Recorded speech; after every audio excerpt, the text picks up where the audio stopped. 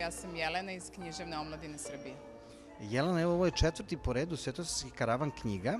Evo ja gledam ovako tvoj štand koji je vrlo interesantan. Ovdje su neka debitantska izdanja mahom. Književna omladina Srbije inače izdaje debitantska izdanja naših mladih autora.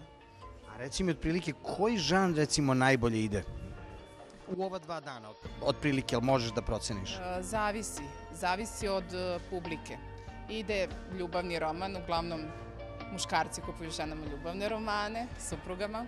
Klinci uzimaju krimi romane. Uzimaju neki science fiction možda? Ide i to, da, i poezija. Mislim, uglavnom zavisi, ko šta voli. Sve imamo u ponudi, tako da i dečiju književnost takođe. Znači i klinci kupuju poeziju? Kupuju.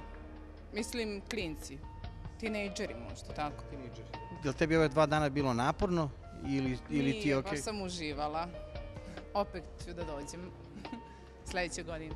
Gužva je velika, ali borimo se. Evo, tvoja koleginica mi je lepo objasnila, pa nam samo ti reci zašto se ljudi otprilike najviše interesuju? Evo, recimo ova 2 dana, ih više privlači gore klasik neki ili ovi neki trileri? Interesovanja su različita, sad zavisi zaista da kažem, od osobe do osobe.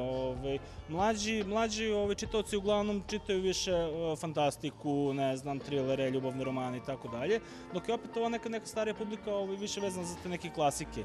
Međutim, da vam kažem, i mladi se i dalje opet vraćaju klasicima, što je jako lepo. Najbolji pokazatelj je recimo Dickensova Stara prodavnica retkosti, koja je jako lepo prošla i na Beogradskom sajmu i sada ovde. U našem izdavačkoj kući možete naći dosta različitih izdanja, počevši, ne znam, od Dostojevskog, Turgenjeva, Dickensa, Orwella,